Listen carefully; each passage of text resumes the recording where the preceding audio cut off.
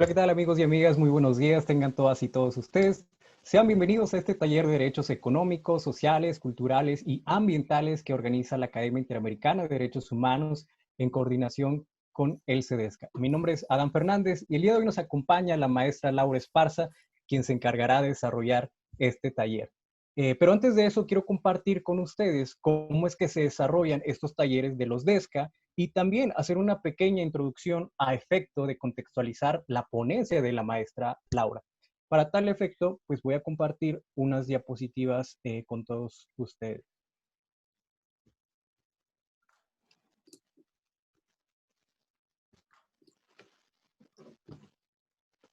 Bien, les comento brevemente.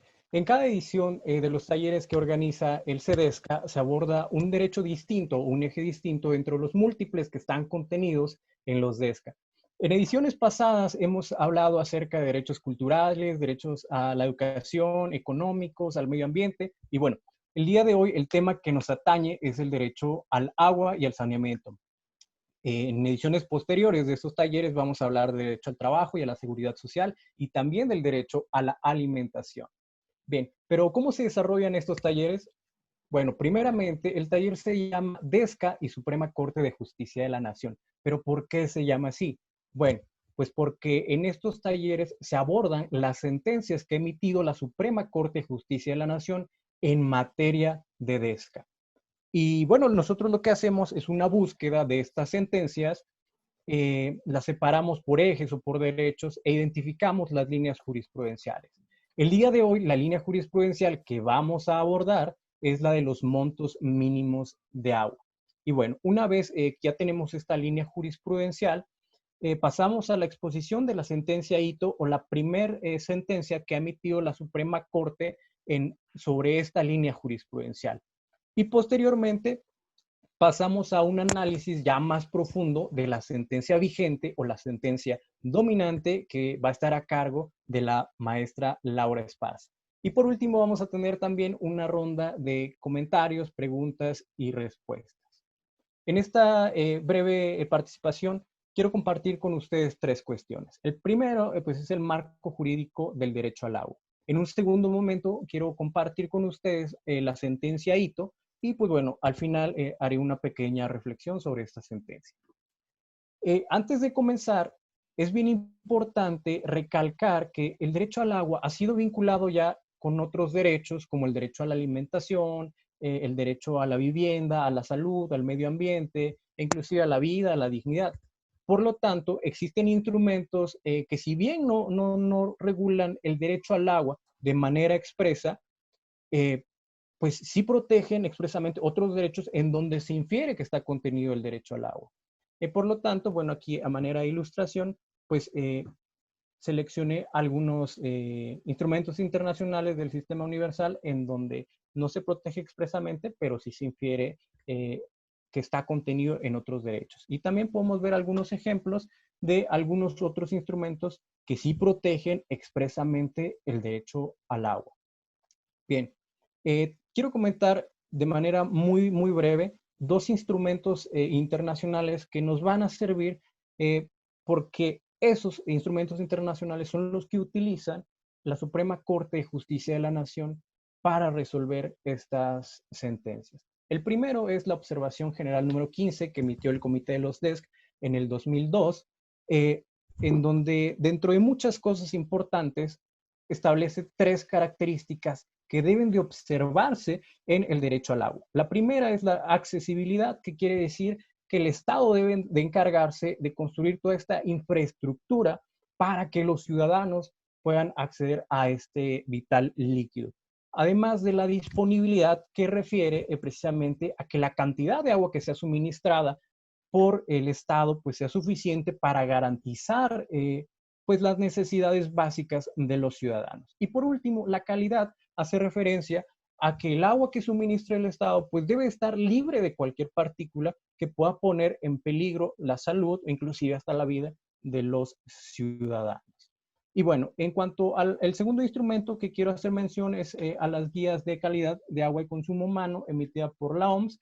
En este instrumento se contiene un indicador que mide la cantidad de agua utilizada en los hogares pues en relación con la distancia al lugar del suministro.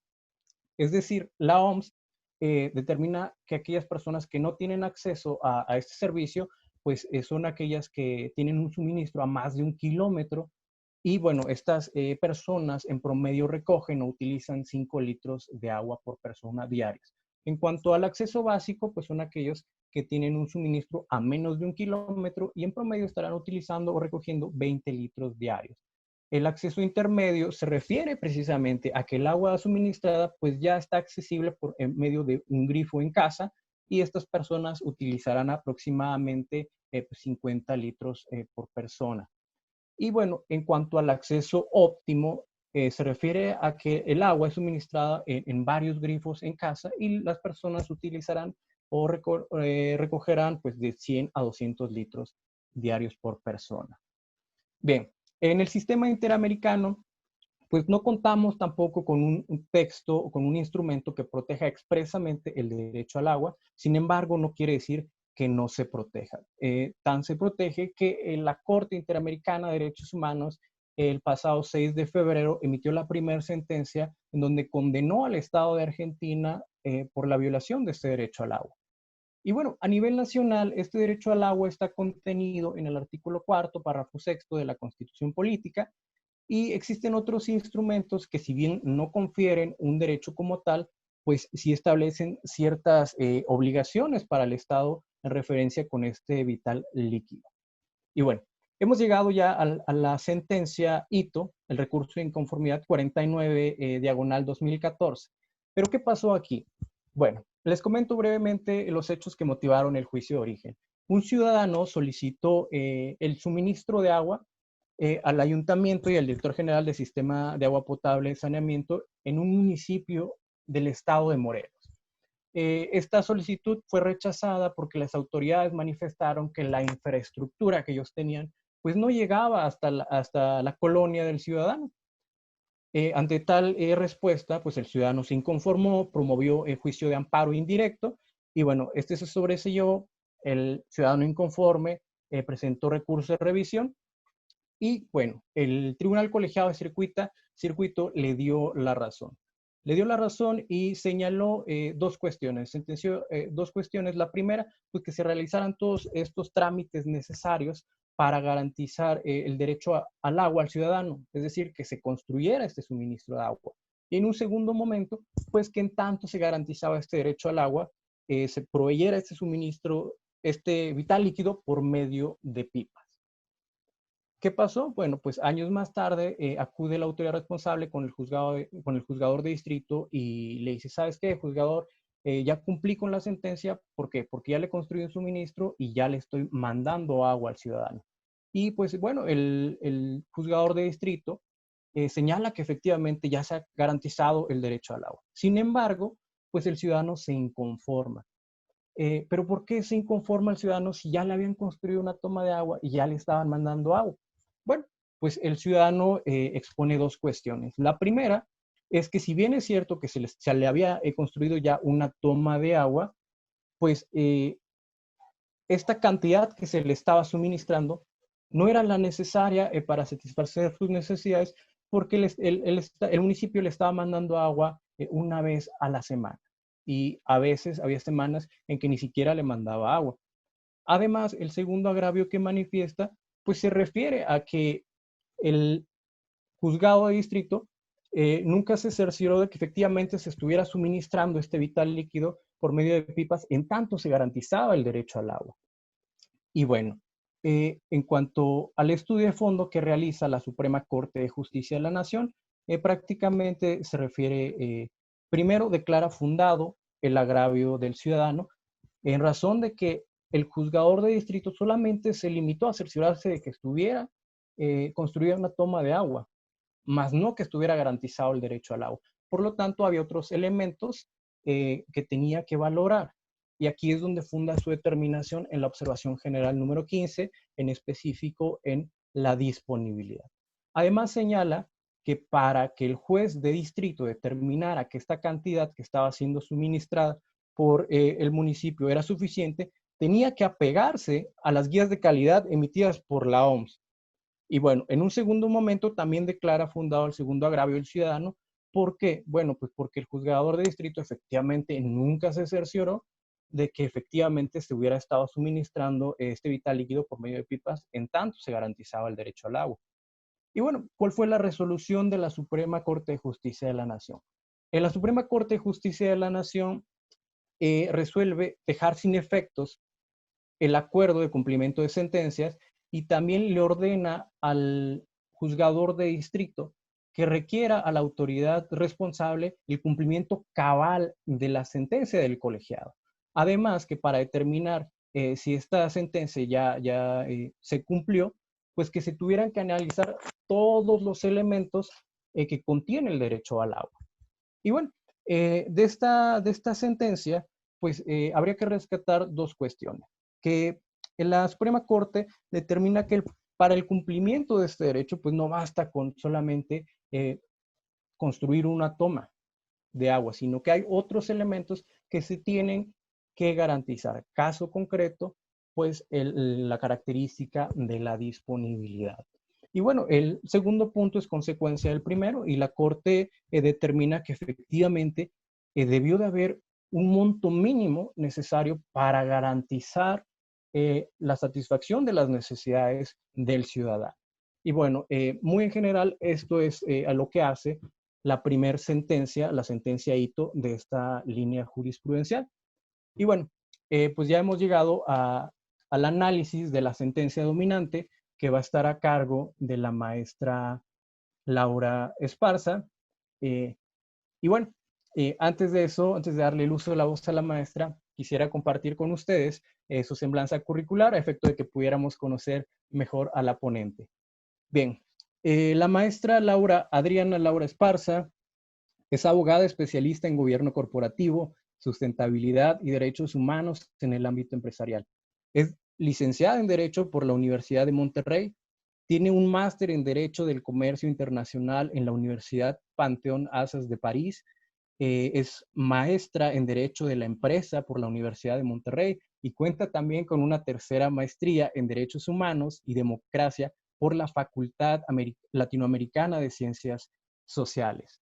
Y bueno, en cuanto a su trayectoria profesional, ha fungido como visitadora adjunta del Programa de Empresas y Derechos Humanos de la Comisión Nacional de Derechos Humanos, ha sido también directora jurídica de Comenco Startup Lawyers y bueno, actualmente se desempeña como directora interina del programa de posgrados en Derecho de la Universidad de Monterrey. Bueno, eso solo por mencionar algunas de sus actividades laborales.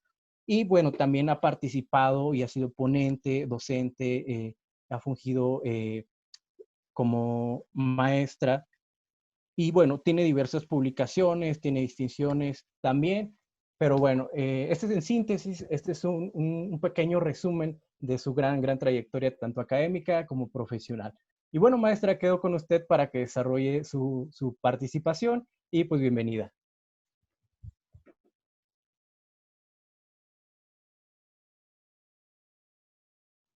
Al contrario, muchas gracias, Adán, por la presentación, por esta introducción. Quiero, antes que nada, agradecer mucho a la Academia Interamericana por la invitación, saludar estos esfuerzos, estos talleres que sin duda aportan mucho al conocimiento de los derechos económicos, sociales, culturales y ambientales. Entonces, creo que para mí estar en este marco de estudio, de conversación, es muy gratificante. Agradezco a la doctora Magda Robles que coordine estos ejercicios. Entonces, ahora sí, vamos a entrar en materia. Quiero platicarles de esta sentencia. Vamos a tratar de encontrar los elementos que más nos interesan en tres ejes principales. Nosotros vamos a abordar esta conversación principalmente sobre los elementos institucionales que conlleva el derecho al agua.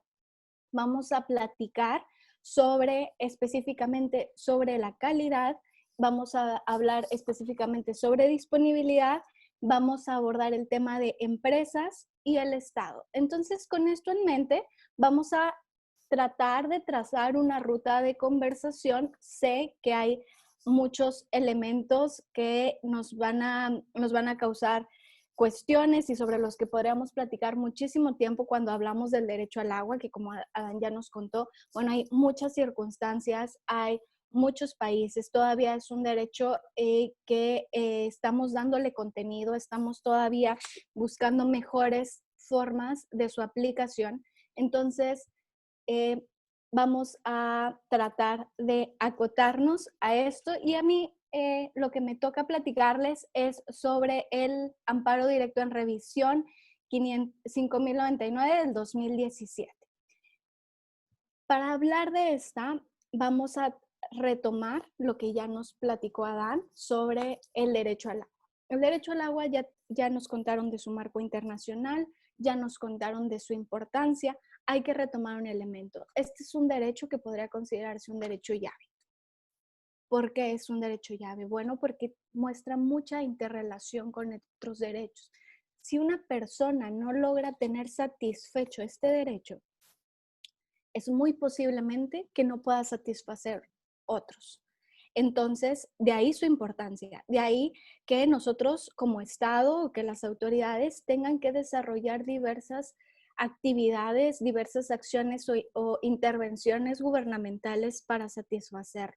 Y su satisfacción requiere ciertos elementos, requiere un núcleo básico, un mínimo sobre el cual no podemos irnos por debajo porque entonces no estaríamos satisfaciendo el derecho. Para nosotros en México tenemos una gran ventaja que no muchos países cuentan, que es el reconocimiento constitucional. El derecho al agua ya está reconocido en nuestro artículo 4 constitucional, pero vamos a ver que en el propio texto de nuestro artículo nos pone estos adjetivos o estas condiciones, nos dice cómo tiene que ser el derecho al agua de acuerdo a nuestra Constitución. Y nos dice, bueno, el agua tiene que ser suficiente, tiene que ser salubre, tiene que ser aceptable y tiene que ser asequible. ¿Ok? Pero si nosotros regresamos a la observación general que nos contaba Adán, vemos que los adjetivos a lo mejor pueden ser distintos. La observación nos dice, bueno, tiene que ser de calidad, nos dice, bueno, tiene que estar disponible. Y entonces nos empieza a romper la lógica con nuestro artículo constitucional. ¿Cómo es que tenemos que entender cuáles son las condiciones para el derecho al agua? Entonces, lo que propongo es acotarnos a una lógica o a una teoría de las obligaciones donde reconoce los elementos institucionales de los derechos. Y eso no es más que una recopilación de todos estos estándares internacionales, nacionales. Es una teoría que nos ayuda a poder de alguna forma catalogar los componentes de un derecho pensando en las intervenciones gubernamentales. Dicho de otra manera, vamos a resumirlo en estas categorías, que es disponibilidad, calidad, aceptabilidad y accesibilidad. La disponibilidad nos llama a pensar en cantidades o en elementos contables o que nos ayuden a cuantificar cómo tendría que llegar o ser satisfecho nuestro derecho. Para el caso del agua, encontramos esta disponibilidad en, bueno, ¿cuánto es el monto mínimo que una persona necesita de agua para subsistir? Que ya no, la OMS nos da mucha luz sobre eso, haciéndonos estas categorías. La calidad habla de las cualidades con las que la persona tiene que recibir o vivir ese derecho. Entonces, por ejemplo, nos decía, bueno, pues tiene que estar libre de microorganismos, tiene que estar libre de contaminación, porque si un derecho no tiene esta calidad, por ejemplo, el agua, de nada nos sirve que a lo mejor a la persona que ya le pusieron su grifo le den todos los días agua si el agua está contaminada. Bien, pasamos a la aceptabilidad, donde ya nos implica poner el foco sobre las personas y su satisfacción respecto a la forma en la que el Estado está proveyendo un derecho, lo está respetando. Y pasamos a la accesibilidad. La accesibilidad la podemos dividir entre muchas cosas. Una de ellas es la física, es esta posibilidad de que las personas puedan físicamente llegar a, a cumplimentar su derecho. Entonces, en el agua, bueno, pues que tengamos un grifo a lo mejor en cada casa, en cada circunferencia. Entonces, a eso va la accesibilidad física, pero también tenemos otra accesibilidad que es la económica. La accesibilidad económica o asequibilidad nos habla de la capacidad de las personas de acceder económicamente a ese derecho. ¿Por qué? Bueno, pues imagínense ustedes el caso en el que esa persona, a la que le pusieron el grifo, le dan el agua todos los días, le dan en la cantidad que nos dice la OMS, se la dan limpia, pero los costos para acceder al agua son sumamente elevados de forma que esa persona no la pueda costear. Entonces, aunque de facto el Estado esté proveyendo de toda esta infraestructura para acercarle el agua, esa persona no la va a poder utilizar para su consumo, y entonces estamos en presencia a lo mejor de una violación al derecho. Todo este marco es lo que tiene que regir nuestro actuar gubernamental. Entonces nosotros ya sabemos que nuestro artículo primero nos invita a tener a los derechos humanos como una hoja de ruta en todas las actividades que realicen todas las autoridades. Entonces, estos elementos institucionales nos van a decir cómo tiene que actuar el Estado cuando se trata del derecho al agua. Esta es nuestra antesala para platicar de nuestra sentencia. Bueno, los hechos que dan cabida a nuestra sentencia es que el sistema de aguas de la Ciudad de México restringe el servicio de agua a una persona por falta de pago. Entonces esa persona está inconforme con esta orden de restricción y promueve un juicio de nulidad contra la orden de restricción y la determinación del crédito fiscal de su adeudo. La sala resuelve que no existe tal crédito y declara nulidad lisa y llana de la orden de restricción por algunos vicios en el procedimiento. El quejoso apela ante la sala y la sala confirma la sentencia. Entonces, el quejoso o la persona afectada dice, estoy inconforme, se va a un amparo directo. ¿Y ahí qué es lo que alega? Bueno, pues la inconstitucionalidad de la legislación, que es la Ley de Aguas y el Código Fiscal del DF, nos alega la inconstitucionalidad de esta legislación porque prevé la posibilidad de restringir el suministro de agua por una falta de pago. Esto el tribunal colegiado lo estudia y determina que no son inconstitucionales estos artículos de la Ley de Aguas y del Código Fiscal, y en el estudio de la legalidad ampara al quejoso para efecto de que la sala realice una nueva valoración sobre este oficio de restricción y vea que efectivamente se puede hacer un crédito fiscal por la falta de pago y que conlleva a una restricción de agua. El quejoso interpone una revisión de este amparo, el cual es resuelto por la segunda sala de la Suprema Corte de Justicia de la Nación, que es la sentencia que vamos a platicar de fondo. Entonces, cuando llega a la Suprema Corte, ¿qué es lo que está alegando la persona? Bueno, pues prácticamente divide en dos agravios. El primero de ellos es que estas leyes que permiten la restricción, permiten que una autoridad restrinja el agua potable por la falta de pago, es un perjuicio a su derecho humano al agua. Bien, entonces, después dice, además es inconstitucional que la cantidad mínima que me digan que puedo usar aún con restricción sea de 50 litros por persona, porque esto es insuficiente para satisfacer los requerimientos básicos del consumo humano. Así, la Suprema Corte, la segunda sala, empieza a abordar el fondo, que me gustaría platicarles con esta lógica. Tenemos nuestros dos agravios. Uno de ellos versa principalmente por la posibilidad de restringir el recurso de agua por un pago, por un pago. Entonces, lo que la sala nos dice, lo que la Suprema Corte nos dice es que la restricción de pago es posible porque tiene una causa. La restricción no es arbitraria y no es contraria a los derechos humanos en cuanto es una restricción y no una suspensión completa del servicio.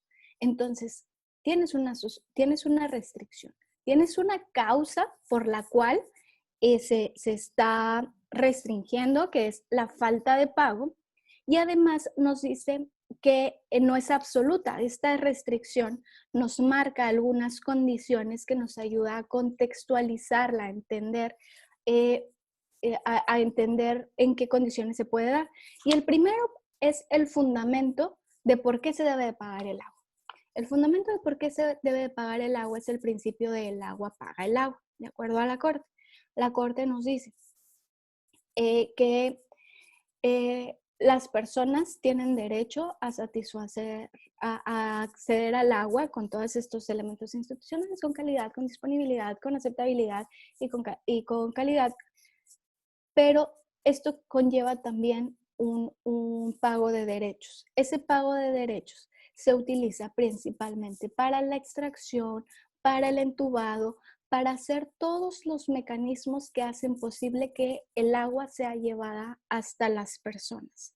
Entonces nos dice, ese pago es necesario para la propia satisfacción del derecho. Es un principio que incluso nuestra nuestra Constitución nos dice, bueno, el derecho al agua tiene que también tener un uso equitativo y sustentable. Entonces, nuestro derecho nos implica que conlleva un aparato, un ejercicio gubernamental de recaudación de los derechos para poner en marcha su maquinaria para poder dar este derecho. Entonces, en ese sentido, la Corte nos dice, las personas tienen que pagar por el agua.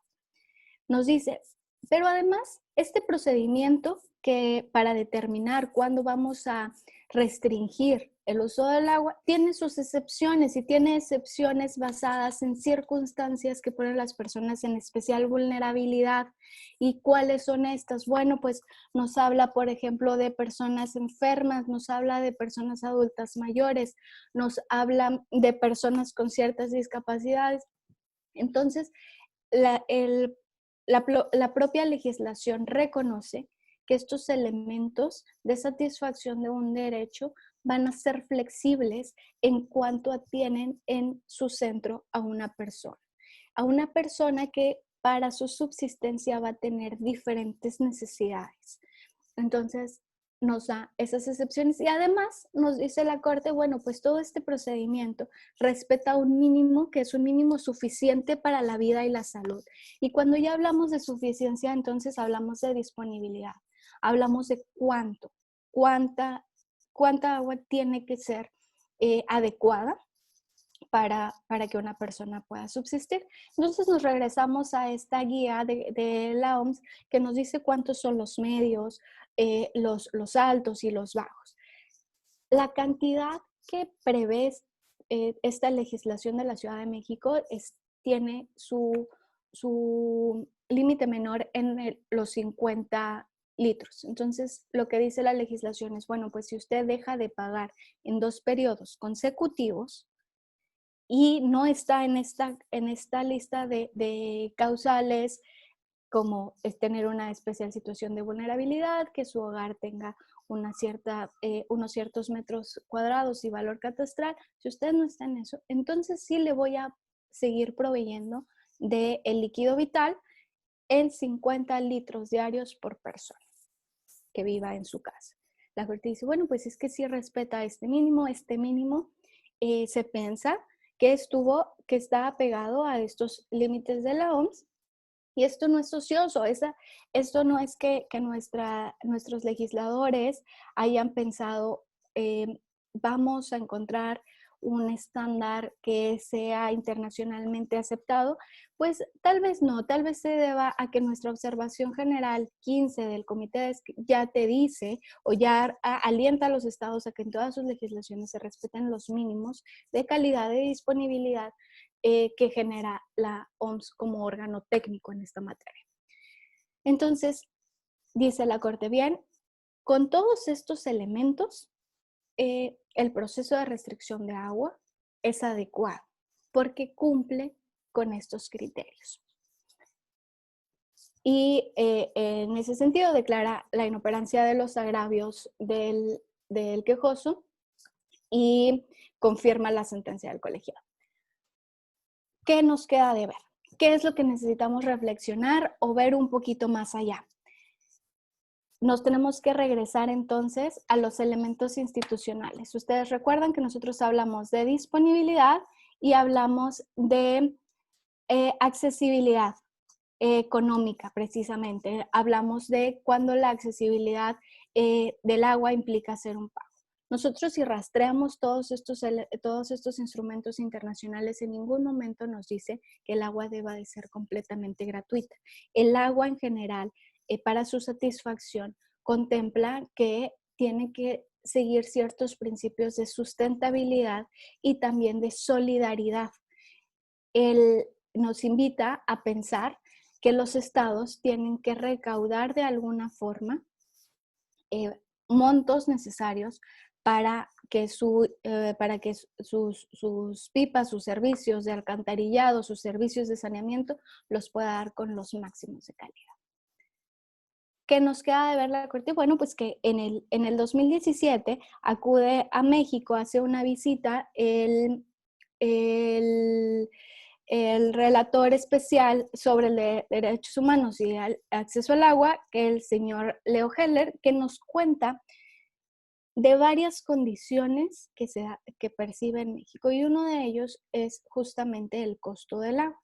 El costo del agua no en cuánto nos cuesta, sino en cómo se utiliza los recursos recaudados para el agua. Nos dice, bien, pues veo que ustedes tienen unos mínimos de cuánto le cuesta el agua, veo que tienen sectores en los que el agua cuesta más o menos, dependiendo de si son zonas de especial marginación, pero también me doy cuenta que los montos para la infraestructura de agua también se dedican más cuando van a zonas de una alta condición o marco socioeconómico. Nos dice también, oiga, y también ustedes están invirtiendo mucha infraestructura para servicio de agua que va a empresas. Ustedes ven muchos servicios para proveer, por ejemplo, a mineras el recurso suficiente y dejan fuera a personas que están en especial situación de marginación. Entonces acá el relator nos invita a pensar en cómo se utiliza el recurso para hacer que efectivamente el agua pague el agua de la persona que la consume bajo unos elementos de solidaridad. ¿Qué nos hubiera gustado ver un poco más desde la sentencia para darnos luz sobre esto? Bueno, pues que a lo mejor la Corte nos invitara a observar algo que dijo por ahí, pero que nos hubiera dado un estándar un poco más tangible de que el agua puede ser cobrada, sí, perfecto, y las personas tenemos la obligación de pagar, pero que también tenemos algunas autoridades que se encargan de la determinación de los costos, que es la Conagua. La Conagua en teoría está haciendo constantemente estos estudios para saber cuándo nuestra agua está siendo cobrada a montos adecuados, cuándo se está viendo la capacidad de las personas o de las regiones para satisfacer los pagos sobre el agua. Entonces, tal vez si nos hubiera precisado que la determinación del costo no es arbitraria, sino que debe de basarse en todos estos elementos, nos ayudaría. Que también el pago del agua es posterior Por ahí también la Corte lo menciona, pero tal vez si nosotros lo englobáramos como un estándar, nos podría ayudar a entender que sí, el agua se cobra bajo unos estándares, pero además el pago es posterior al consumo. Y entonces, cuando usted deja de consumir, de hacer su pago posterior con 2 meses continuos, entonces es razonable que se le recorte el suministro. Sobre la disponibilidad ahora sí nos valemos de los mismos, ¿se recuerdan? Bien. Entonces, la Corte dice, está bien, se apega a un estándar internacional. Este estándar internacional o este órgano técnico que es la OMS también ha desarrollado muchos instrumentos donde nos ayudan a pensar que los montos de agua son variables dependiendo de las personas, sus circunstancias, temas por ejemplo como género hacen que estos montos cambien y otros temas que tienen que ver con las circunstancias naturales, los desastres naturales o situaciones de emergencia. Temas como guerras, temas como pandemias, temas como terremotos, por ejemplo, hacen que los montos mínimos varíen, porque las personas en esos momentos se encuentran en una situación de especial riesgo, donde la higiene debe ser aún mayor. Entonces, como el agua es un derecho llave que nos impacta en muchas cosas, incluida la higiene, invita a que los montos se flexibilicen tomando en consideración tanto estas circunstancias de contexto como las circunstancias propias del individuo receptor. Eso a grandes rasgos es lo que nos aporta la sentencia. ¿Y esto de qué va con el rol del Estado y las empresas? Bien. El Estado ya sabemos que tiene todos estos elementos para determinar su actuar y en eso significa que él tiene que proteger, tiene que respetar, tiene que garantizar y tiene que promover. ¿Cómo lo hace? Bueno, pues con legislación, lo hace con políticas públicas, lo hace con distintos elementos de intervención gubernamental para que los ciudadanos y ciudadanas podamos tener acceso a todos nuestros derechos, incluido el agua. ¿Cómo juega el rol de las empresas? Bueno, pues que es constante que los servicios públicos en nuestra región sean privatizados, sean encomendados a empresas que a lo mejor son privadas, empresas que a lo mejor son mayoritariamente estatales o empresas que son completamente de la propiedad del Estado. En el derecho internacional de los derechos humanos se ha vislumbrado todo este ecosistema que nos habla de la responsabilidad empresarial de respeto a los derechos humanos, cuyo elemento principal son los principios rectores sobre las empresas y los derechos humanos, que nacen en el 2011 y desde entonces todos los estados, o la gran mayoría de los estados los han estado retomando para interiorizarlos y para obtener de ellos el mejor provecho para asegurarse que los derechos humanos, incluso cuando están combinados o se ven involucrados en un ámbito empresarial, se puedan vivir al máximo. Así las cosas, todas las empresas, en todos los contextos, pueden afectar todos los derechos humanos. Para el caso particular de los servicios públicos, observamos que por los mismos vínculos jurídicos que se crean entre la empresa y el Estado puede tener un mayor control sobre la actuación de la empresa.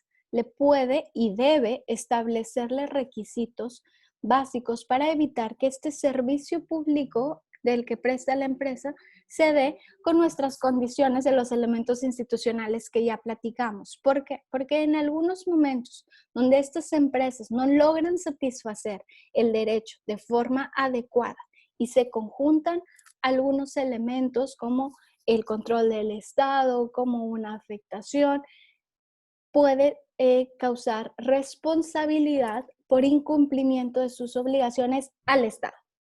¿Bien? Entonces, al Estado le toca regular le toca vigilar y le toca tener medidas de reparación para que las empresas no afecten negativamente los derechos humanos, en especial cuando prestan un servicio público. Estas empresas pueden tener muchas características, como les decía. Bueno, hay veces que nos encontramos con empresas que son propiedad del Estado, que el Estado las organiza, les provee recursos. Hay veces que nos encontramos con empresas que son controladas por el Estado, tal vez porque tienen una participación mayoritariamente estatal, porque se rigen sobre cierta legislación. Tenemos empresas que el propio servicio que prestan o la propia actividad empresarial la prestan siguiendo ciertos lineamientos que pone el Estado, y entonces en ese sentido el Estado puede controlar la forma en la que se realiza esa actividad empresarial. Todas estas empresas las hemos conceptualizado como empresas con nexo con el Estado. ¿Y qué dicen los principios rectores y toda esta literatura sobre la responsabilidad empresarial en derechos humanos? Bueno, que el Estado, cuando tiene empresas con las que tiene este nexo, tiene una responsabilidad aumentada de controlarlas, de asegurarse, de poner medidas, de poner vigilancia. Esa responsabilidad es aumentada, contrario con las empresas que son completamente privadas, cuyo nexo dista mucho con el Estado, que a lo mejor la responsabilidad del Estado existe, pero es mucho menor. ¿Quién nos puede hablar de eso en el caso preciso de México? Bueno, pues la CNDH el año pasado emitió la recomendación 37, la recomendación general, donde justamente aborda el papel de las empresas frente a los derechos humanos. Y ahí en un apartado nos invita al Estado a tomar ciertas medidas para, por ejemplo, que desde la evaluación de la empresa que va a prestar el servicio público, tiene que asegurarse que la empresa cumpla con ciertos requisitos de elegibilidad. Por ejemplo, pues que sea una empresa respetuosa de los derechos humanos, que tenga ciertos mecanismos de control interno que impidan que la empresa afecte a derechos humanos, lo que llamamos debida diligencia empresarial. Invita también a que la propia legislación marque los elementos esenciales para el cumplimiento de un derecho, en este caso sería nuestro derecho al agua, cuando sea prestado por particulares. También invita a que los propios instrumentos jurídicos en los que se concesiona el servicio público, en el que se otorga el permiso para hacer un servicio público, el propio instrumento jurídico contenga medidas para retirar la concesión o retirar la licitación, la autorización cuando la empresa demuestre afectar los derechos humanos, y también propone medidas de constante mejora en el servicio, porque generalmente nuestros servicios públicos nos llaman a una progresividad en esa satisfacción. Esto es lo que tendría más o menos que hacer el Estado frente a sus empresas con nexo, de acuerdo a la Comisión Nacional de los Derechos Humanos. Pero además tenemos otros instrumentos que nos ayudan a evaluar, bueno, cuando estamos en presencia de una correcta gestión de los recursos con las empresas. Y es la Agenda 2030 sobre el desarrollo sostenible. Y esto es muy vinculado con lo que estamos hablando, porque justamente la Agenda 2030 nos incluye un objetivo que habla del agua y del saneamiento. Y la Agenda 2030 no aplica solamente a los estados, sino implica a todas las empresas. Y implica a las empresas, a la academia, a las personas, a las instituciones de educación. Y entonces ya nos pusimos como meta que el agua tiene que estar limpia, tiene que llegar a la mayoría de las personas, e incluso uno de los indicadores nos habla de cómo se regula o cómo se evalúa el costo del agua en cada uno de nuestros contextos. Entonces, vamos a dar cuenta de que en esta sentencia que vemos que la Corte se pronuncia sobre sí puedes cobrar, si tienes un monto mínimo, el monto mínimo es adecuado porque cumple con todas estas características, también vemos que retoma o tiene una naturaleza que va acorde a todo lo que tenemos en el tintero, en el ámbito internacional y por organismos muy técnicos sobre la salud, sobre la higiene, y por eso también nos abordan sobre el agua. ¿Qué no debemos dejar de pensar? Bueno, pues que todas estas sentencias que nos platica implican un desarrollo jurisprudencial que nos tiene que llamar a reflexionar y a cuestionarnos y a problematizarnos sobre la forma en la que estamos trazando la ruta del desarrollo jurisprudencial. ¿Por qué? Porque también estamos ante un juzgador en donde comprende esta esfera internacional, pero también sobre un Estado que es un mal necesario. Sí, el Estado tiene que cobrar, tiene que administrar, y en ese sentido, pues te puede cobrar, pero tampoco nos hace una reflexión de que hay otros contextos, otro tipo de juzgadores, otro tipo de mentalidades donde a lo mejor dirían, no, el agua debe ser absoluta, o el agua tendría que tener un mínimo siempre gratuito, y entonces a partir de ese mínimo gratuito usted ya puede cobrar. Entonces, que entienda el sistema de forma distinta. Hasta ahorita vamos a ver que tenemos una misma línea de argumentación o de desarrollo jurisprudencial que nos llaman a pensar que los elementos institucionales, especialmente el de disponibilidad y accesibilidad, deben de valerse de salvaguardas que están alineadas a los principios generales de las obligaciones en derechos humanos. Y también lo que nos gustaría ver de este tipo de fallos es ver el papel de las empresas, ver el papel de las empresas que prestan el servicio del agua. Generalmente, como les digo, las empresas que prestan servicios públicos tienden a tener un control estatal. En el caso que yo les platico de nuestro amparo en revisión, es un órgano propio del Estado, pero seguramente de donde nos acompañen podrán identificar que hay empresas que no son completamente públicas, pero que el Estado tiene un control. Y entonces, en ese sentido, esas empresas no pueden actuar solas, necesitarían estos lineamientos para dar un agua con disponibilidad, con calidad, con aceptabilidad y con accesibilidad. En especial nuestro caso, porque esos elementos nos van a dar el núcleo básico del derecho. Si a usted no le dan el agua cumpliendo con estos requisitos y haciendo todo este estudio, entonces podría estársele afectando su derecho. ¿Qué rutas nos quedan también por explorar? Bueno, pues que estas empresas que normalmente prestan los servicios públicos tienen que tener mecanismos de control, y esos mecanismos de control tienen que estar sustentados o tienen que tener un enfoque de derechos humanos, no un enfoque de comercio, no tienen que tener un enfoque de lucro, porque estamos hablando de un derecho básico, en este caso un derecho llave, que sería nuestro derecho al agua. Cómo ellos están utilizando sus recursos, hacia dónde están, cómo están planeando el desarrollo, toda esta política hídrica que trastoca a nuestros estados es lo que tenemos que cuestionarnos, y hacia dónde también tendría que ir nuestro análisis en derechos. Bien, pues esas eran las reflexiones que quería plantear sobre la mesa. Yo creo, Ann, si te parece bien, podemos pasar a esta sección de conversación. Claro que sí, maestra. Muchas gracias por su tan valiosa participación. Bueno, ya tenemos algunas personas que quieren hacer uso de la voz. Tenemos déjame ver,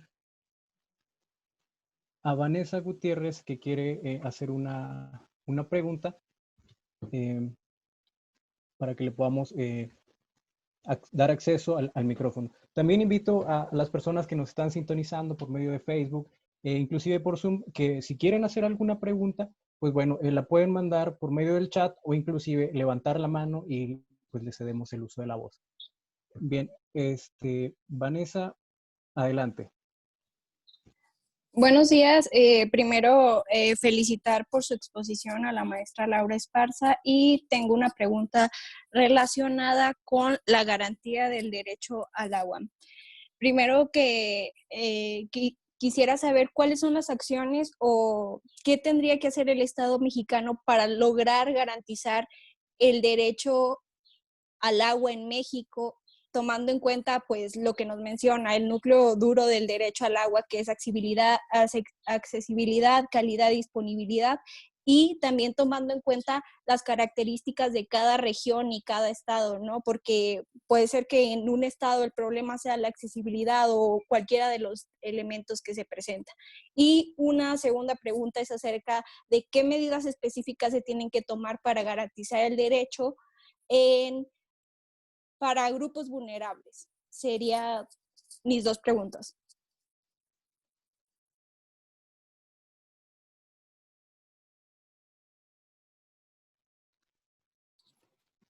Gracias, Vanessa. Si le parece bien, Adán, me gustaría tomar la pregunta. Es una pregunta bastante amplia, bastante interesante, porque nos invita a pensar en el derecho como una hoja de ruta para la actuación gubernamental. Entonces nosotros, nuestra Constitución ya nos dice que nosotros tenemos que el Estado debe garantizar ese derecho al agua, pero también nos invita, o la respuesta que yo te daría es que nos invita a desempacar nuestro derecho para entender qué actuaciones tenemos que esperar del Estado. Bien, y en ese desempaque, en esa deconstrucción del derecho que nos ayude a ampliarlo para ver cómo ese derecho lo vamos a llevar a la acción, a la vida de todas las personas, también viene un elemento muy importante que es el de igualdad, en donde nos invita a pensar que los beneficiarios o los destinatarios del derecho tienen desigualdades. Hay personas en especiales situaciones de vulnerabilidad y esas especiales situaciones de vulnerabilidad van a cambiar de zona a zona. Habrá personas que están en especial situación de vulnerabilidad, a lo mejor por pobreza, a lo mejor porque tienen alguna discapacidad y se encuentran en una zona rural. Entonces, todas estas circunstancias nos afectan o trastocan la acción. ¿Qué acciones teníamos que tener? En términos generales, muy, muy, muy generales, y esto sí quiero hacer este disclaimer, es una respuesta muy, muy general, tendríamos que tener, marcos jurídicos básicos que sea nuestro andamiaje de qué se puede hacer y qué no se puede hacer. Ese marco jurídico, además, tendría que estar en constante revisión para evitar que haya brechas entre el propio marco jurídico. También nos llama a pensar que ese marco jurídico se tiene que aplicar y en esa aplicación tenemos que hacer evaluación periódica de cómo se está aplicando, quién lo está aplicando y cuáles son las deficiencias de los operadores. Por ejemplo, nosotros vamos a tener una ley de aguas. La ley de aguas nos va a decir que las personas pueden utilizar el agua y pueden verter sus desechos, pero tienen que apegarse a ciertos lineamientos. Pero de pronto tendremos a lo mejor una empresa que no esté cumpliendo con esos lineamientos. La ley es muy buena. Y entonces, pero luego vamos a su aplicación. A lo mejor tenemos un centro de inspección o de monitoreo que cuenta con muy pocos recursos personales. Entonces son muy pocas personas las que les toca vigilar todo México. Y entonces hay una amplia posibilidad de que no alcancen a encontrar esa empresa y que a lo mejor no esté cumpliendo la ley. Entonces ya nos empezamos a pensar sobre cómo se aplica la ley, quién aplica la ley y también nos invita a pensar en la política. Tenemos nuestro marco regulatorio, pero también debemos de tener un marco de política que conlleve coordinación entre las distintas autoridades y entre los distintos niveles de gobierno, que nos ayude a pensar que el esfuerzo que va a hacer cada una de nuestras autoridades va a ser encaminado al mismo fin, y ese mismo fin ya nos lo da la Constitución y el propio derecho que nosotros desempacamos. Entonces, ya nos ayuda a que la autoridad municipal o la federal sepan que sí se puede cobrar el agua, pero que el agua debe de cobrarse posterior, tiene que ser un costo que vea la capacidad económica de la zona, que tome en cuenta que hay personas cuyas posibilidades de pago están reducidas, y así vamos a empezar a entender la línea por la que tiene que regirse la política. Además, ¿qué otra cosa tenemos que tener? Bueno, pues nuestros mecanismos para hacer valer estos derechos. Tenemos que poder acceder a justicia cuando todo esto que ya platicamos no funcionó. Y estos organismos, por ejemplo, la Corte, tienen que tener esta capacidad de responder a las situaciones planteadas o a los hechos con este enfoque de derechos humanos como guía, y este enfoque que nos dice que los derechos pues tienen que verse eh, de acuerdo a las personas a las que también van a ser aplicados, que es algo de lo que viene también en la sentencia que yo les platiqué, que nos dice, bueno, pues hay diferentes situaciones que ponen a la persona en un especial riesgo de vulnerabilidad, y entonces en ese sentido la decisión tendría que apegarse a ello. Entonces hablamos de un acceso a la justicia que vea a la persona. Eso es en una respuesta muy, muy, muy general. Obviamente, podríamos quedarnos platicando mucho porque naturalmente la política o la acción gubernamental va a variar dependiendo de la condición muy específica que tú quieras abordar. Va a ser muy distinta la respuesta para saneamiento de aguas en una zona turística, a lo mejor como Cancún, que cuando hablamos del uso del agua en empresas de fracking, cómo lo regulamos, a quién llegan esos desechos. Son dos cosas distintas, las dos son muy importantes, las dos se van a regir sobre nuestros mismos principios, pero la respuesta gubernamental va a ser distinta. Y con eso cerraría mi respuesta. Muchas gracias, maestra. Tenemos también a Diego García que quiere hacer una pregunta. Adelante, Diego. Muchas gracias, Adán, y muchas gracias a Laura por la ponencia. Ambos creo que tocaron puntos muy interesantes en esta temática. Mi pregunta va muy enfocada, va muy desde el enfoque del medio ambiente. Como bien lo comentó Laura en su intervención, el derecho humano al agua requiere como tal un tinte de solidaridad o muestra matices de solidaridad, que es lo mismo que pasa con el derecho humano al medio ambiente sano. Ya se ha discutido en innumerables ocasiones lo que implica proteger el medio ambiente y las repercusiones que tiene, los daños que se le puede hacer a este. Y bueno, yo quiero partir desde el punto de que el agua como tal, aparte de derecho humano, forma parte de los recursos naturales que han sido entendidos desde el lado de vista científico como recurso del medio ambiente.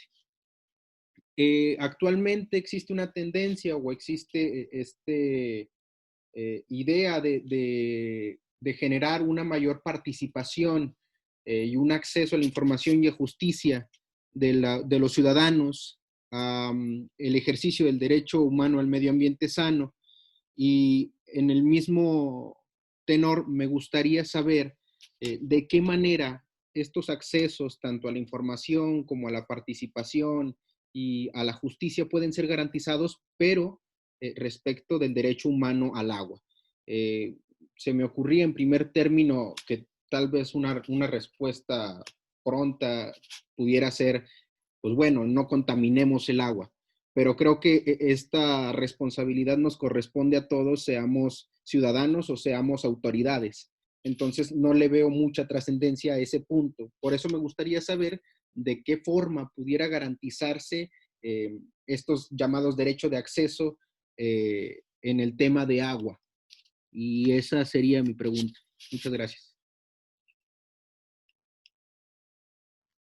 Adelante, maestra. Muchas gracias, Diego, por este cuestionamiento y que nos implica hablar también, por ejemplo, de río, nos implica hablar de este derecho a la información medioambiental. Para contextualizar o para hilar un poco, lo que nos dice la Declaración de Río es, bueno, el derecho al medio ambiente sano también implica acceso a la información y a ser partícipes de las decisiones en las decisiones gubernamentales para proteger este derecho. ¿Ok?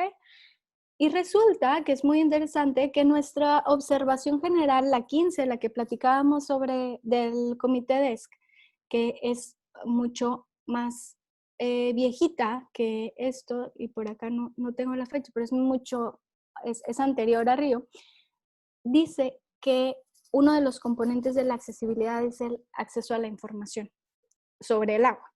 Entonces tienes que saber sobre la calidad, tienes que saber sobre el uso que se le está dando, y esto como Estado democrático también implica participación. Usted tiene que participar y su forma de participar no solamente pues sería evitando contaminar, sino haciendo acciones progresivas para llevar agua y para involucrarnos en la toma de decisiones sobre el agua. Nuestros estados, no sé, Diego, de dónde nos acompañes, pero nosotros en México también tenemos unos estados, son estados federativos, tenemos una dinámica de democracia, una estructura democrática representativa, pero cada vez más también tenemos o se amplía a tener procesos deliberativos y consultivos sobre distintos sobre distintos puntos o distintos derechos. Entonces aquí vemos algo bien interesante. Al final de cuentas,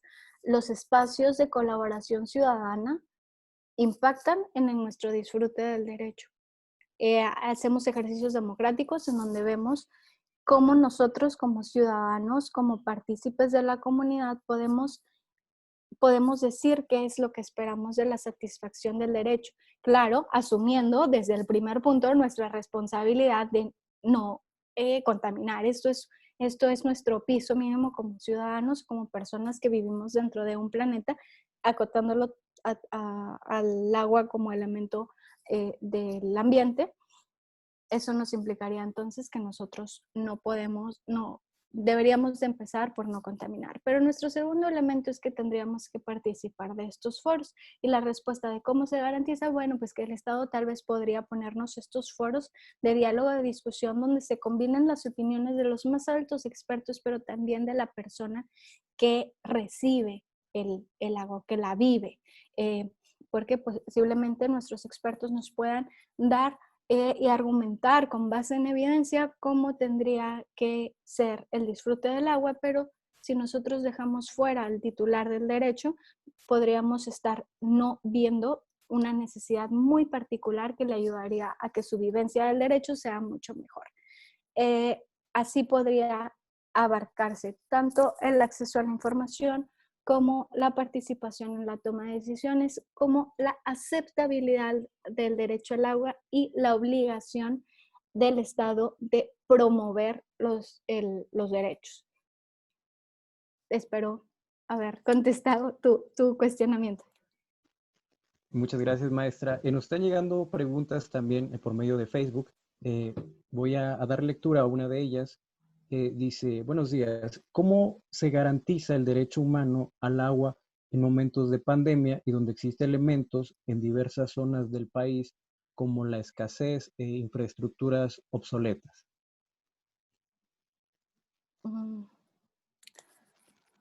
Bien, sí nos llama a pensar realmente la respuesta igual tiene muchísimos matices. Creo que todo el tema de la pandemia, todas estas circunstancias nos han llevado a recrudecer situaciones que ya se encontraban presentes, pero que ante esta situación de emergencia se vuelven aún más graves o aún más delicadas. Justo sobre eso, la OMS, anteriormente a la pandemia y ahora, con más razón, ha desarrollado ciertos elementos que son los que a los derechos humanos nos llaman más. Bueno, pues saber la capacidad de las personas de hacerse de los propios recursos del agua. Entonces, ¿dónde están las tomas del agua? Luego, la calidad, cómo está llegando esa agua a las personas que más la están necesitando porque se encuentran en momentos de mucha escasez. También invita a que en toda la política pública monetaria se considere especialmente los servicios de agua. Entonces, la OMS, basada en muchos estudios, podrá decir, oigan, yo sé que ustedes son un estado que está ahora en una crisis por una pandemia, pero no olviden que tienen que destinar recursos a la calidad, a la disponibilidad, a la accesibilidad del agua. Creo que eso sería a grandes rasgos lo que podría decir. Realmente no, la política hídrica no es una de los temas que yo más me especialice. Entonces, posiblemente por eso la respuesta que estoy dando tenga sus limitaciones, porque lo veo un poco más sobre el derecho humano y su interacción con la empresa. Muchas gracias, maestra. Tenemos también a Jocelyn Domínguez que quiere participar. Adelante, Jocelyn. Hola, maestra, buena tarde. Mi pregunta va sobre cómo cree o cuál es su opinión sobre la participación que deben tener los estados y los municipios en cuanto a garantizar el derecho humano al agua. Ha sido muy controvertido en los últimos meses el debate que hay sobre cómo se debe regular el derecho humano al agua en una ley general de aguas, ¿no? Y una de las preguntas principales o las controversias principales es cuál debe ser la participación de los gobiernos subnacionales en cuanto a este derecho, tomando en cuenta que la administración de las aguas es una atribución dada a la federación, ¿no? Y bueno, esto deja un poco, no sé cuál es su perspectiva, si limitado a los estados o municipios o con una gama de oportunidades tomándolo desde la perspectiva y la amplitud del derecho humano al agua.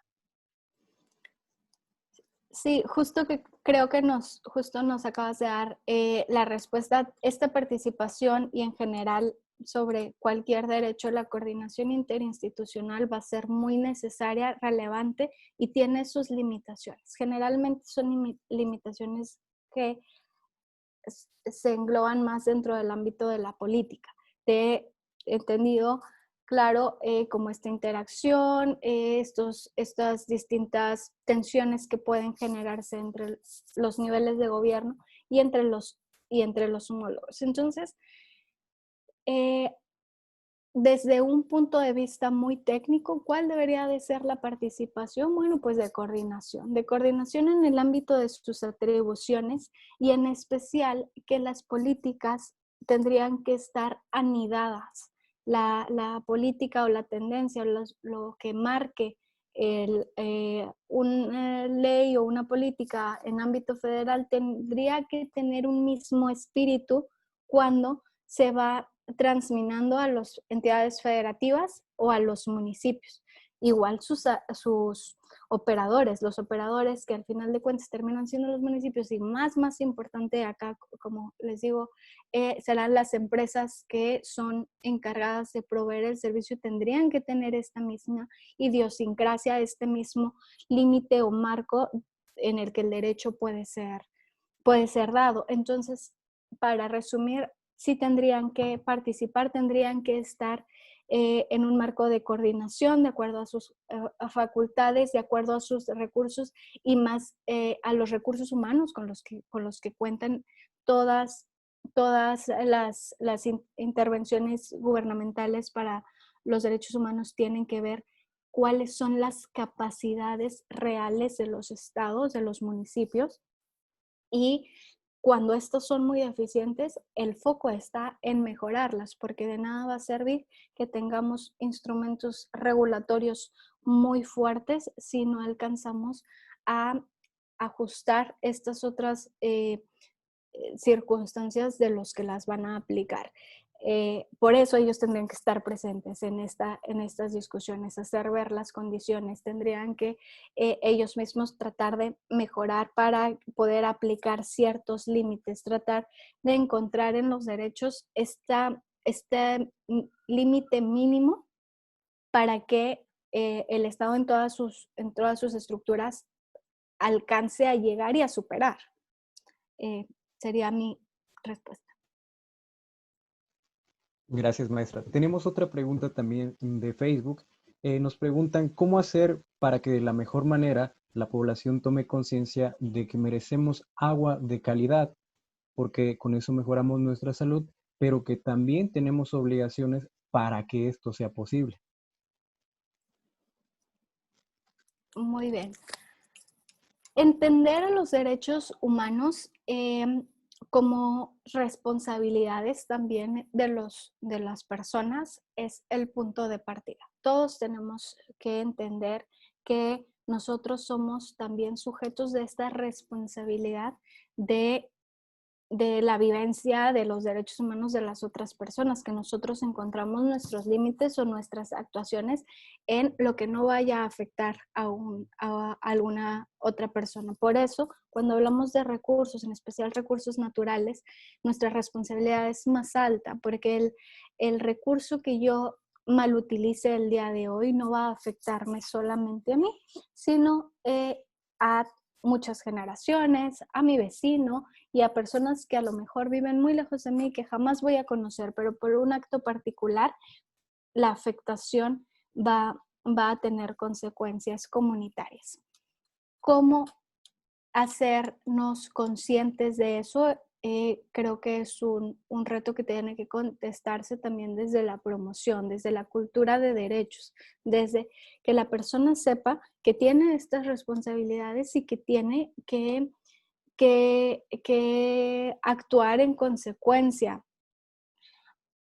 La promoción, los cursos de capacitación, toda este acceso a la información, a ver las evidencias, son un gran paraguas por los que se puede iniciar. Sin embargo, sí hay una brecha entre este deber ser en el que nosotros pensamos que somos ciudadanos, que queremos participar en la consulta que se hace sobre el agua y aparte nos informamos y aparte vamos y le platicamos a nuestro vecino cómo es que tiene que mejorar su respeto al derecho. Implica también una idealización de nuestro sujeto en contextos como el nuestro o como el que comparten muchos lugares de América Latina. Tenemos temas o problemas que hacen que esta cultura de derechos humanos pase a segundo término, a tercer término, a último término, porque antes está, por ejemplo, un marco de pobreza.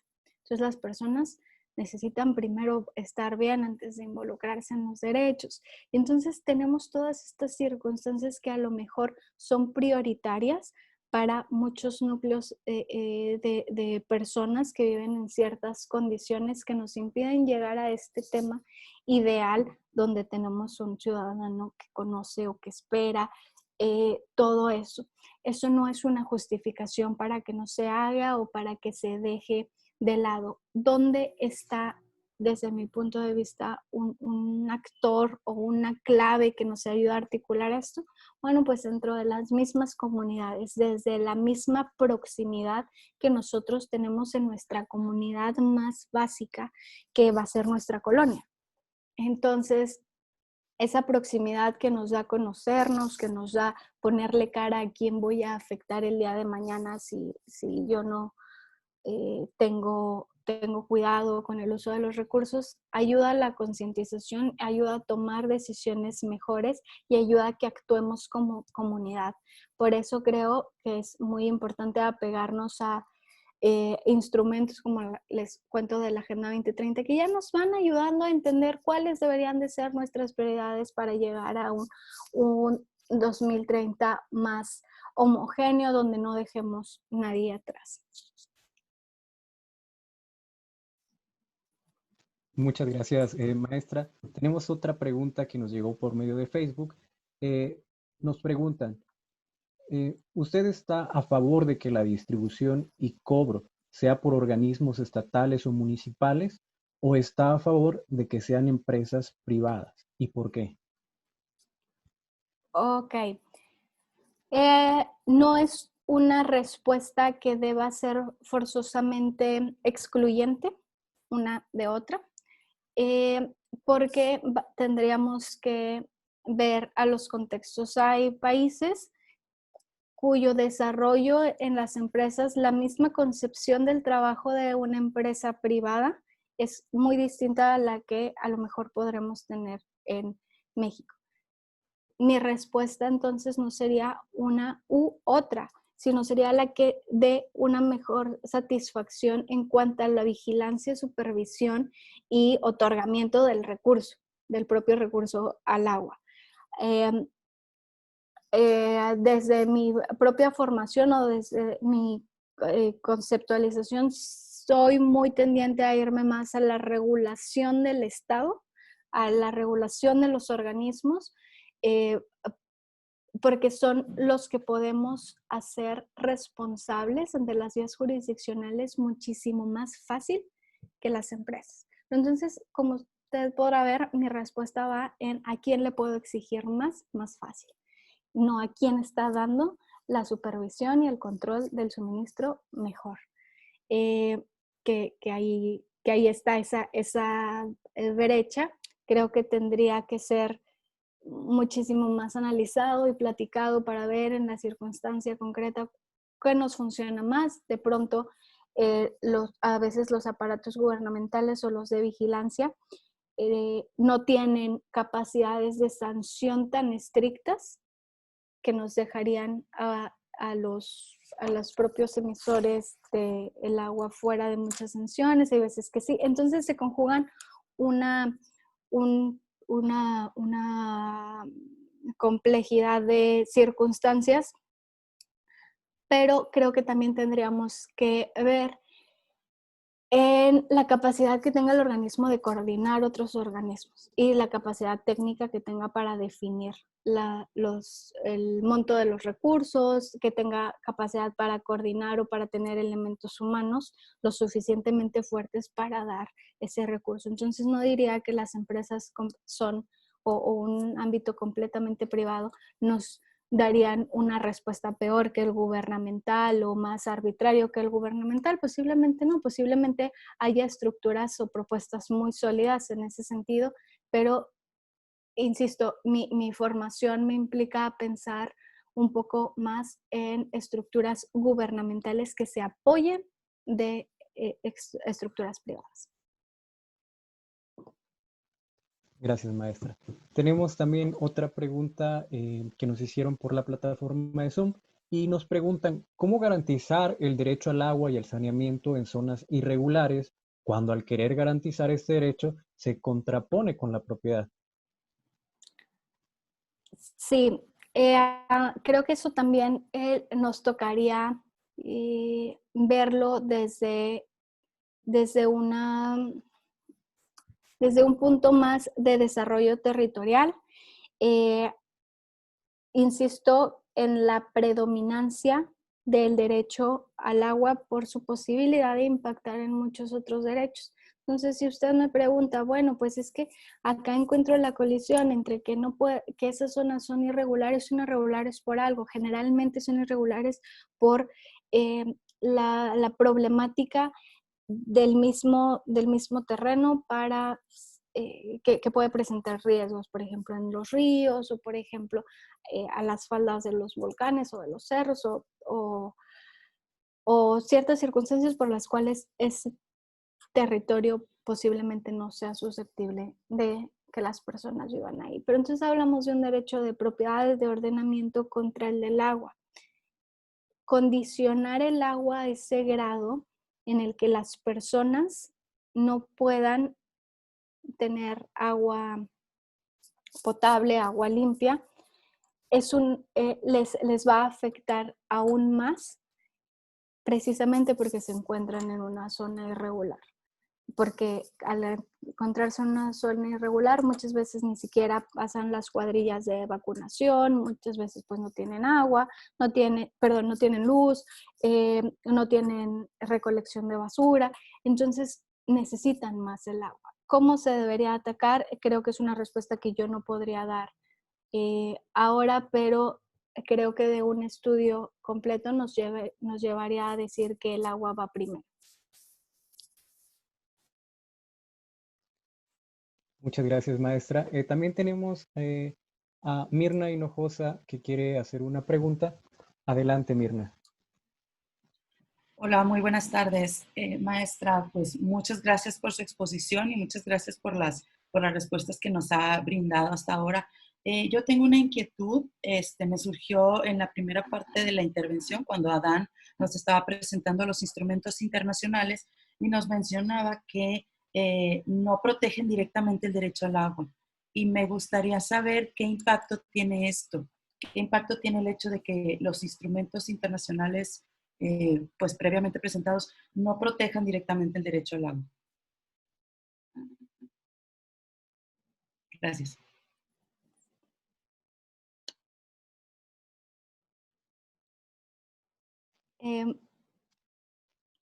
Bueno, contestaré la pregunta. Impacta de muchas formas, principalmente en el entendimiento o el andamiaje que podamos hacer sobre ese derecho en particular. Pero el escenario no es negativo, porque nosotros, como les comentaba anteriormente, sí lo reconocemos en nuestra Constitución, entonces ya tenemos una parte que va de ganancia. Además, en la misma esfera internacional, esta interrelación que tenemos entre los mismos instrumentos, entre los mismos derechos, nos llaman a pensar al agua como un instrumento, como un elemento básico para la dignidad humana. Entonces, si nosotros empezamos a interpretar o a tratar de hacer estándares, vamos a encontrar que aunque no diga explícitamente, bueno, usted tiene un derecho a 50 litros de agua, sí nos da un andamiaje para llegar a esa misma respuesta a través de toda esta interpretación y articulación entre los mismos organismos, los órganos de los tratados y también sobre los procedimientos especiales, que es, por ejemplo, este relator que tenemos justo al derecho al agua, y de lo que hace es que va a ver en los distintos contextos cómo es que se vive, cómo es que esto afecta a otros derechos.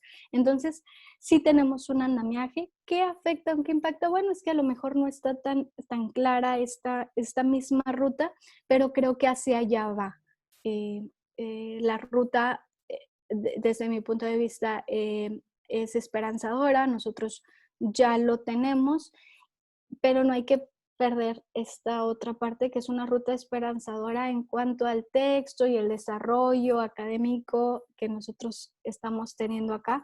El gran reto va a ser de los propios estados en cómo lo instrumentan, porque posiblemente un juzgador de la Suprema Corte de Justicia tenga esta misma línea y sepa cómo articular todos estos instrumentos para garantizar este derecho en sus más amplias condiciones. Pero a lo mejor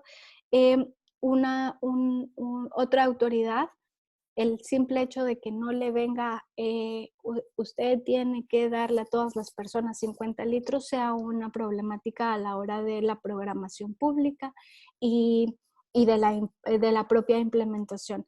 Tenemos que ser conscientes también de esta gran brecha. Gracias, maestra. Tenemos también a Jesús Martínez que quiere participar. Adelante, Jesús. Hola, ¿qué tal? Gracias, Adán. Hola, Laura. Fíjate, mi pregunta sería más encaminada al ámbito empresarial. Me llamaba la atención cuando mencionabas, bueno, obviamente ya sabíamos, ¿no? El hecho de que esas empresas que brindan el servicio del derecho al agua no tienen fines de lucro. Pero bueno, ¿cómo afecta estos fines de lucro en comparación con otras empresas que sí tienen este fin?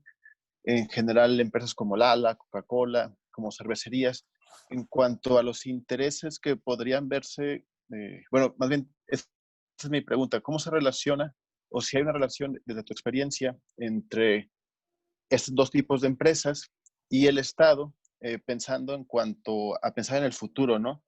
En cómo construir una obligación conjunta para, si bien no podemos a veces como satisfacer a todos con el derecho al agua, sí pensar que en el futuro podría haber estrategias que nos acercaran un poco más a este fin, ¿no? Entonces, no sé si nos puedas platicar un poco la relación de estos tipos, diferentes tipos de sujetos que están por encima de un ciudadano de a pie, que posiblemente sí pudiera manifestar sus necesidades, pero que al final no tienen ni el poder ni la toma de decisiones, ¿no? ¿Cómo ves el ámbito desde aquel lado, desde los que tienen la posibilidad de decidir en el presente para un futuro? Esa es mi pregunta. Muy bien, Jesús.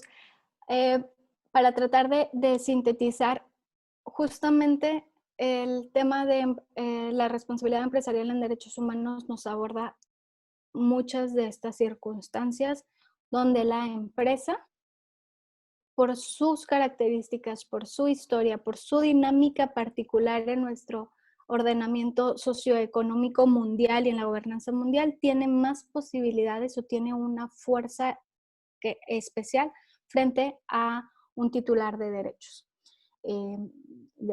como tú dices, a lo mejor un ciudadano de a pie.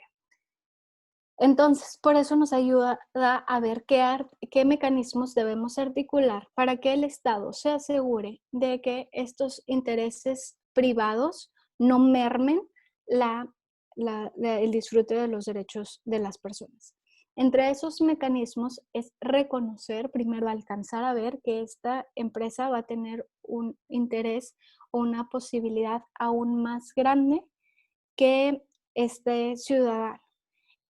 Al ser conscientes de eso, nos llama a que nuestros ordenamientos y a que nuestras políticas traten de llegar a eliminar brechas de desigualdad.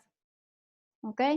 Entonces, nos dice, bueno, pues siempre van a haber intereses, tienes que ver cuál es el interés del derecho de la mayoría de las personas. Y ojo, esto donde tiene que estar más, no va a ser tanto en esta discusión de un derecho muy preciso donde todos los que estamos acá sentados sabemos que tenemos un derecho al agua y entonces tiene varios componentes y las obligaciones del Estado tienen que estar así o así.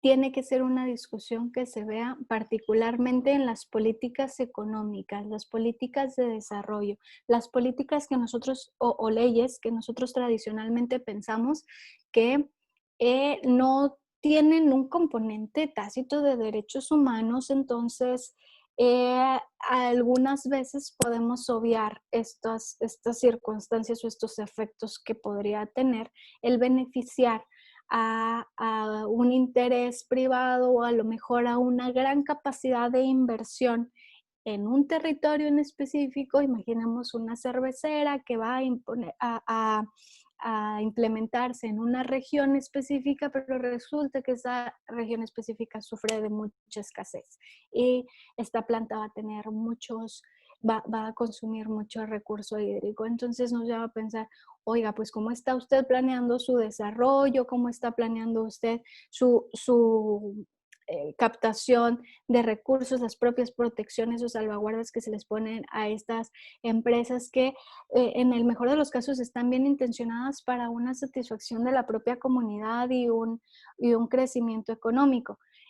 El problema es cuando pensamos en crecimiento económico desvinculado de derechos humanos. Y es ahí donde todos estos andamiajes que en su gran mayoría vienen de fuente internacional, invitan a los estados a hacer esta ponderación a que usted no se puede ir hacia arriba en un crecimiento económico si a la vez está mermando estos derechos. Entonces nos invitan y cada vez nos ayudan con más herramientas para que los operadores o para los que tienen la toma de decisiones los traten de balancear, que es un concepto que generalmente o el uso común pues habla de la sustentabilidad. Muchas gracias. Muchas gracias, maestra. Bueno, tenemos una última pregunta, pues por cuestiones de tiempo. Andrés Pacheco quiere hacer uso de la voz. Adelante, Andrés. Gracias, Adán, y muchas gracias, Laura, también por tu presentación. Mi pregunta es, si bien el derecho humano al agua y saneamiento fue reconocido a nivel constitucional en 2012 y este reconocimiento implicó que el Congreso se obligara a promulgar una ley general de aguas, o ley general, sí, ley general de aguas, porque hoy nos rige la ley de aguas nacionales, en materia de exigibilidad jurídica o de exigencia de derechos a nivel institucional, ¿cómo crees tú o cuál es tu opinión sobre el hecho de que no tenemos este marco jurídico? Tenemos el reconocimiento constitucional, pero no tenemos la Ley General de Aguas. Entonces, ¿cómo afecta esto a nivel ya de exigibilidad de derechos? Gracias. Sí, Andrés, justo la afectación es precisamente porque nuestra ley de aguas nacionales a lo mejor no va a estar tan enfocada a la garantía del propio derecho al agua. Estaba más enfocada a una política de distribución de los recursos naturales, de distribución de competencias. Ahí es donde se abre una brecha en la exigibilidad y en qué afecta a que los mecanismos o las rutas que nosotros tengamos que tomar para ser exigible sean más tardadas o tengan muchas más fases antes de llegar al propio derecho. ¿Por qué? Porque entonces nosotros tenemos que irnos con una ruta de litigio, generalmente, bueno, va a ser dentro de los mecanismos de reparación jurisdiccionales, entonces nos vamos a tener que ir por ella hasta que nosotros podamos buscar o impugnar o demandar el propio derecho. Ahí está esa brecha. Sí creo que el camino, porque ya lo mandata la Constitución, sería tener una legislación muchísimo más apegada y que tenga este espíritu de reglamentación de este artículo preciso. Este artículo, esta solidaridad, este uso equitativo, cómo se cobra, cómo se lleva y cómo se gestiona el recurso como un derecho, no como un derecho y no solamente como un elemento, un recurso natural. Por ahí iría mi pregunta, mi respuesta, perdona. Muchas gracias, maestra. Bueno, ya por último tenemos una intervención de la doctora Magda Lleira, la directora del CEDESCA. Adelante, doctora. Gracias, Adán. Muchas gracias, Laurita. Ya te estamos quitando unos minutos extras, pero no quería dejar pasar la oportunidad de agradecerte tu presencia, tu tiempo ahora esta mañana con nosotros. Y bueno, creo que pues el tema es, como mencionaba ahora en nuestro participante Andrés, el tema, y tú también lo decías, el tema es la ley, ¿no? Necesitamos una ley que regule expresamente el agua como derecho humano, porque lo que existe ahora está referido pues a los ríos, ¿no? El agua como recurso natural. Pero creo que la gran deuda ahí de los diputados y senadores es esta legislación que reglamente el agua en estos criterios que señala el documento de Naciones Unidas.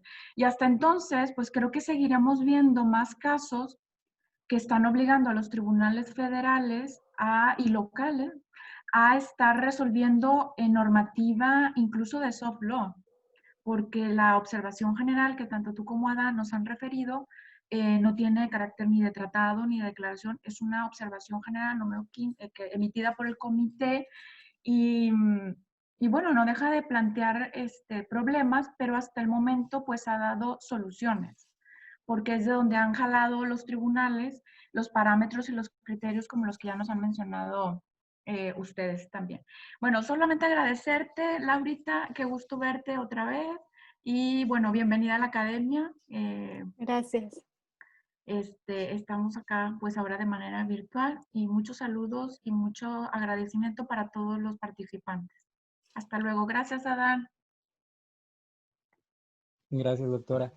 Bueno, pues antes de culminar y concluir este taller, quiero agradecer a nuestra ponente invitada, a la maestra Laura Esparza, a nombre de la Academia Interamericana de Derechos Humanos, por su valiosa participación, y también a todos y cada uno de los participantes y seguidores que estuvieron atentos de esta transmisión por medio de las plataformas de Facebook y también de Zoom. Los invitamos a que estén al pendiente de la página de la Academia a efecto de que puedan encontrar las fechas y las horas de los próximos talleres que estamos preparando por y para ustedes. Me despido, mi nombre es Adán Fernández y que tengan bonita tarde.